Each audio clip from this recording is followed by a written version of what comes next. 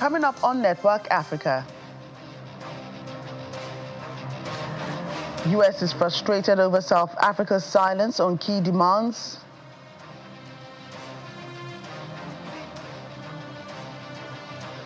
Thousands displaced as war in South Sudan continues.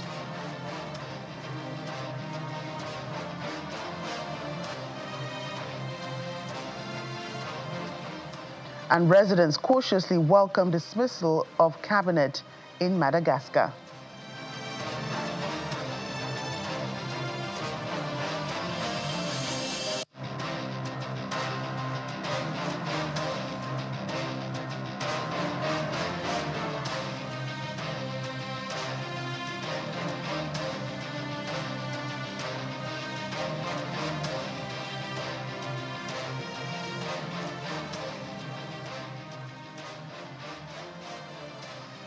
Welcome, everyone. I'm Joke Rogers here in Lagos. The United States says it's growing increasingly frustrated with South Africa's lack of response to a set of demands aimed at improving diplomatic relations between the two countries. According to the U.S. ambassador to South Africa, Leo Brent Basel III, Washington presented Pretoria with key requests nearly 5 years ago. The South African government is yet to respond. Mr. Basel says that the continued silence from Pretoria risks further straining already fragile diplomatic ties between the two countries. We're running out of patience. We believe that more and more it becomes a statement by the South African government when it doesn't want to respond to simple questions that we have. We may not get clarity on the kill the board chant that we believe is hate speech. I'm sorry, I don't care what your courts say. It's hate speech. We believe that there is clarity on the expropriation. We believe we can find these things. But the South African government has to step up to the plate. At this point, what I'm saying to the business community, you do too. What I don't have patience for, and I'll be very blunt here.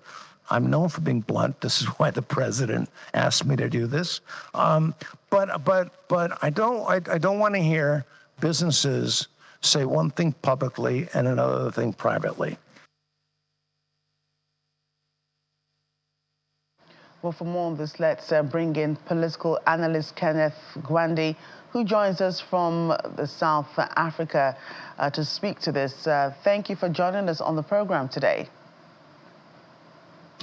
Thank you very much, and good afternoon to you and to the listeners. Thanks for having me.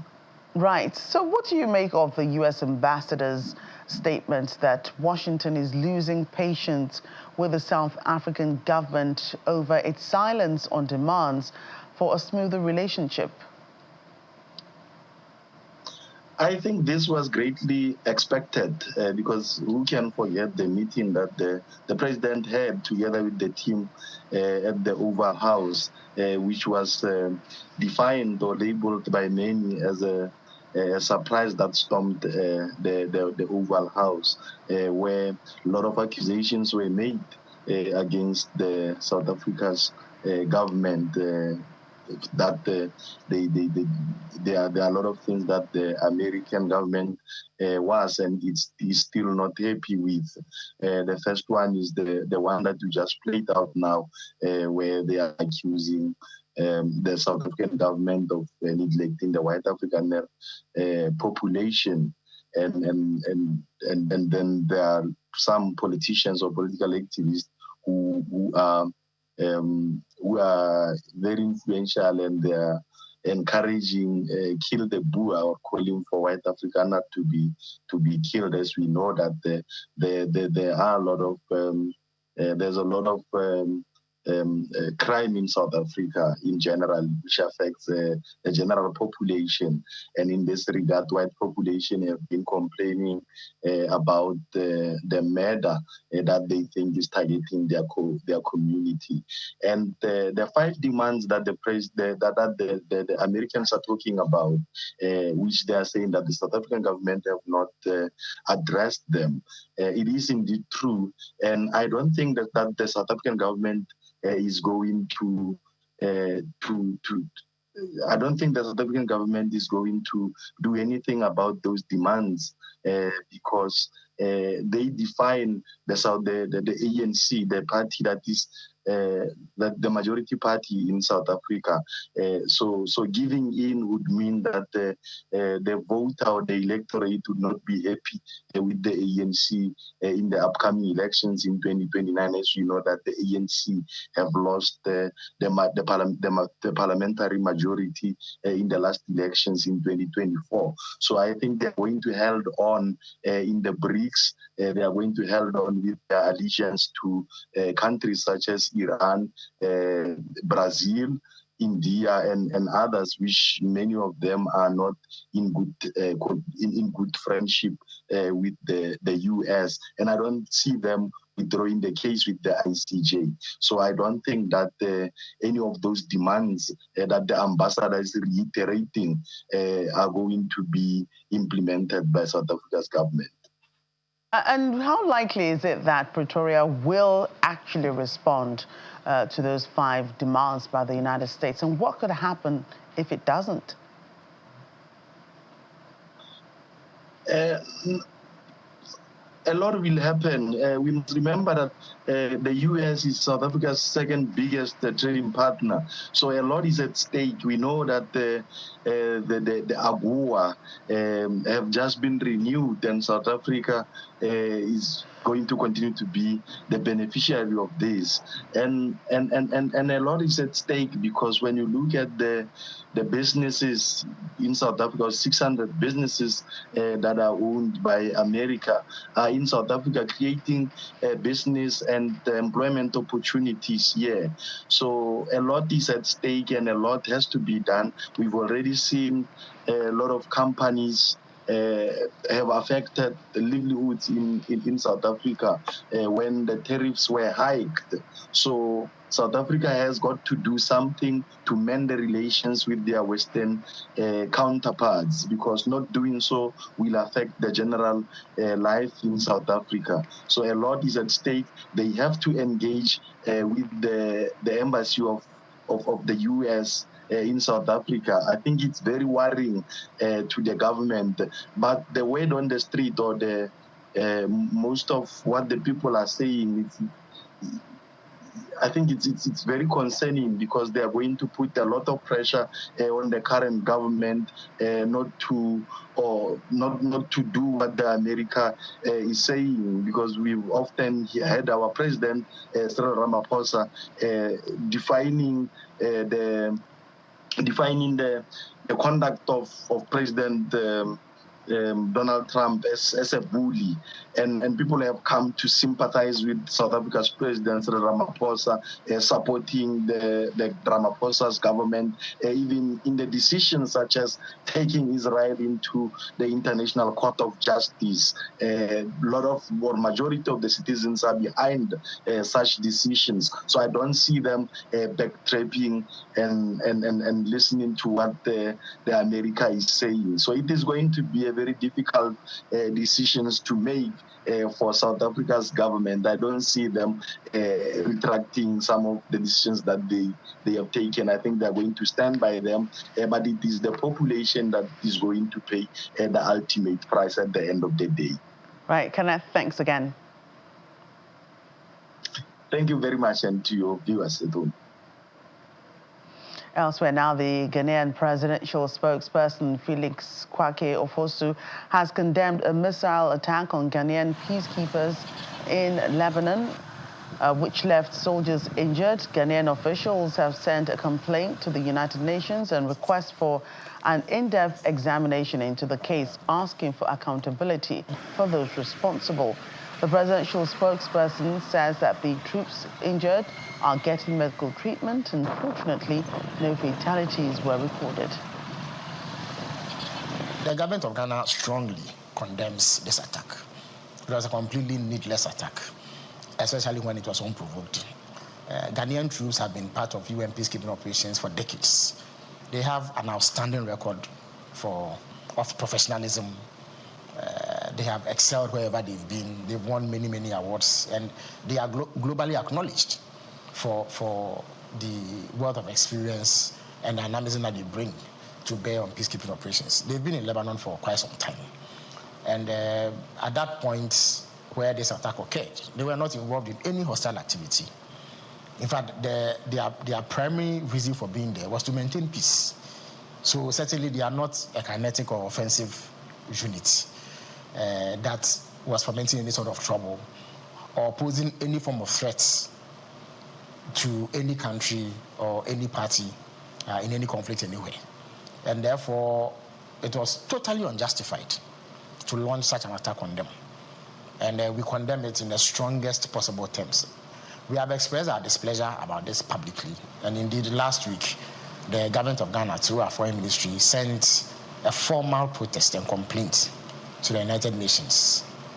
And we expect that the matter will be looked into, thorough investigations will be carried out, and those responsible held to account. I don't think that international law has room for this level of impunity. You simply cannot wage an unprovoked attack on persons who are not in any way endangering you. And it is not something that needs to be tolerated. It's not something the Ghana government will accept. And we will pursue it to its logical conclusions.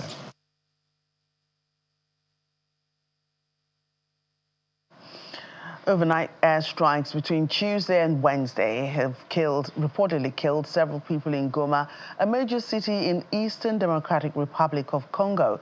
The city is currently under the control of the March 23 movement rebel group.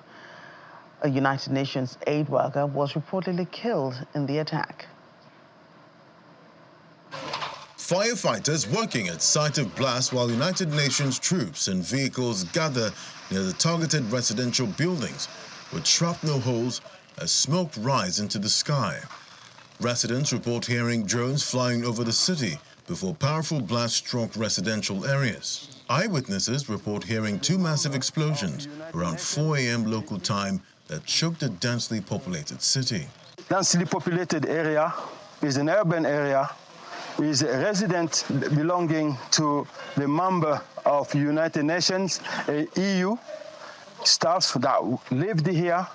Today at around 4 o'clock in the morning, Kinshasa has decided to launch bombs here via drones to kill a lady here, respectful lady that works for UNICEF, here living in this house in the town of Goma. The March 23 movement accuses the Congolese armed forces of launching the drone attack, although officials in the Democratic Republic of Congo have not publicly responded to the allegation. Humanitarian sources say several buildings were struck and multiple casualties have been recorded, but an official death toll has not yet been confirmed.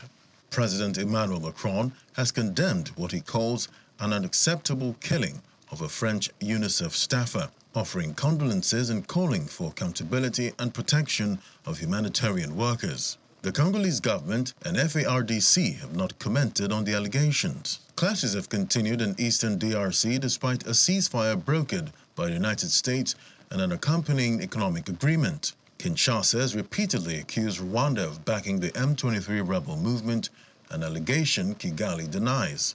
On March 2nd, the U.S. Treasury Department imposed sanctions on the Rwandan Defense Force and 4 senior commanders, accusing them of violating the Washington Accord by continuing to support M23 operations, including the capture of the eastern Congolese city of Uvira in December.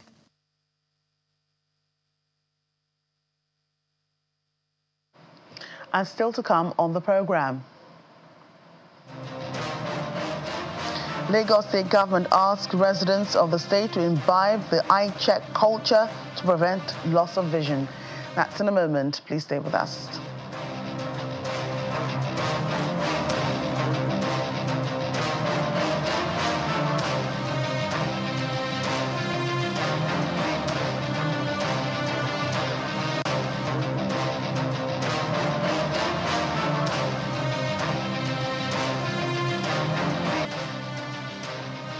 Welcome back. The United Nations Human Rights Office has expressed concern over growing reports of human rights violations in South Sudan.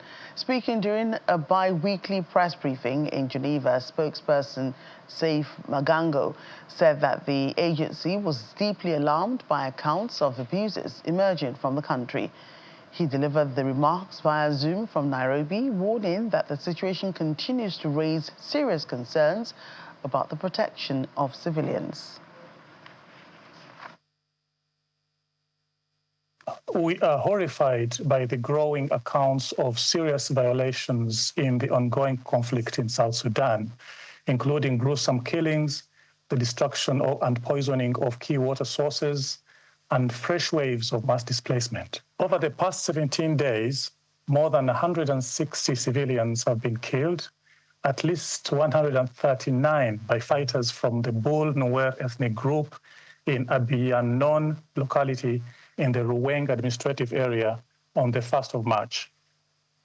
On 21 February, 21 civilians were killed by government forces in Pankor village, Ayod County in Jonglei State. The South Sudanese armed forces have reportedly destroyed or intentionally poisoned approximately 99 wells during government airstrikes. There must be prompt, impartial, thorough, and effective investigations into these and all other allegations of violations of the laws of war and of international human rights law, which are taking place. And those found responsible must be fully all those found responsible must be fully held to account, including those bearing superior and command responsibility. We call for a ceasefire to be agreed as promptly as possible to save lives and to turn this conflict in the direction of a negotiated solution. And residents in Madagascar have reacted cautiously to the dissolution of the country's cabinet by the interim leader, Michael Randrianirina. The decision announced on Monday removed the government led by Prime Minister Herisasalama Rajaonarivelo. Some citizens say the move reflects growing frustration with the government's handling of key issues, particularly persistent water and electricity shortages. Demonstrations that began in September over basic services later grew into a wider protest movement led largely by young people. Attempts by security forces to disperse the protest triggered a crackdown that left several people dead and others injured. Observers say many residents are now waiting to see whether the political shakeup will bring meaningful reforms. Well, Ethiopia is experiencing a surge in electric vehicle demand after a fuel car ban. Demand for electric vehicles is rising quickly in Addis Ababa after Ethiopia became the first country to ban private imports of internal combustion engine vehicles. The policy, introduced in January 2024, targets gasoline and diesel-powered cars as part of the government's effort to cut fuel import costs, which currently exceed $5 billion annually. Authorities say the move aims to reduce reliance on imported fossil fuels while encouraging the adoption of cleaner transportation options.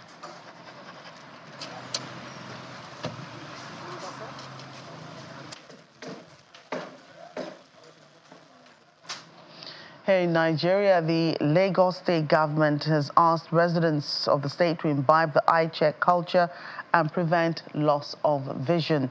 The permanent secretary, Lagos State Ministry of Health, Dr. Dayo Lajide, who was speaking at the glaucoma awareness exercise, explained that glaucoma is a dangerous condition that often progresses unnoticed until significant damage has been done. It's the Glaucoma Awareness Campaign, and this time, senior officials from the Lagos State Ministry of Health and the eye care professionals embark on a walk for sight within the state secretariat to commemorate the year 2026 World Glaucoma Week.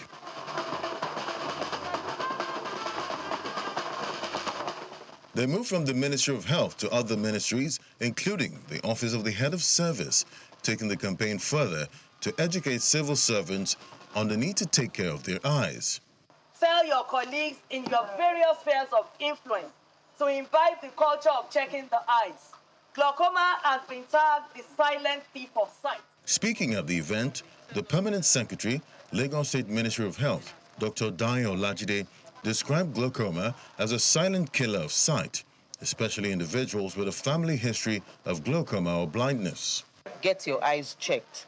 Why do you want to get your eyes checked? You want to be sure that you are not slowly and silently getting blind. Sometimes you can see, you think you can see, but you're not seeing properly. Sometimes the pressure behind the eye is so much that it affects the optic nerve, and at the end of the day, cuts off that nerve. Once that nerve is destroyed, that leads to blindness. As the glaucoma sensitization continues, within the Lagos State seat of power, health officials also distribute flyers to workers enlightening them about the dangers of glaucoma and the need for routine eye examination and protection. Once one is over 40 or even before you are 40, it is advisable that you know the country as a whole is polluted, environmental pollution. So as part of protecting the eyes is to ensure that you wear sunglasses. It doesn't even have to be when there is an intense sun. The essence is you are walking on the road, the wind is blowing, and whatever foreign body gets into the eye, put that eye at risk. Citizens are also advised to take responsibility of their vision and not ignore any signs that could affect the eyes. Prevention is worth more than cure. You know, it's an ounce worth more than a pound of cure. So as much as people get to know, they will do the needful. The reason is because when glaucoma causes damage, there is little or nothing we can do about it. No glasses, no drops, no surgery can restore vision lost to glaucoma. That is why it is very dangerous. The World Glaucoma Week campaign is a global initiative aimed at increasing awareness about glaucoma and promoting early detection. Residents of Lagos State are therefore advised to visit any of the primary healthcare centers or general hospitals across the state to have their eyes checked and prevent irreversible vision loss. And as we close, did you know that Egypt is a cradle of civilization with a history dating back to the 6th millennium BCE, famous for building the Giza pyramids, inventing a 365-day calendar, and developing hieroglyphic writing. Modern Egypt, with Cairo as its capital, is the most populous Arab nation, featuring a unique transcontinental location connecting Africa and Asia. That's our program. Thank you for watching. I'm Joke Rogers.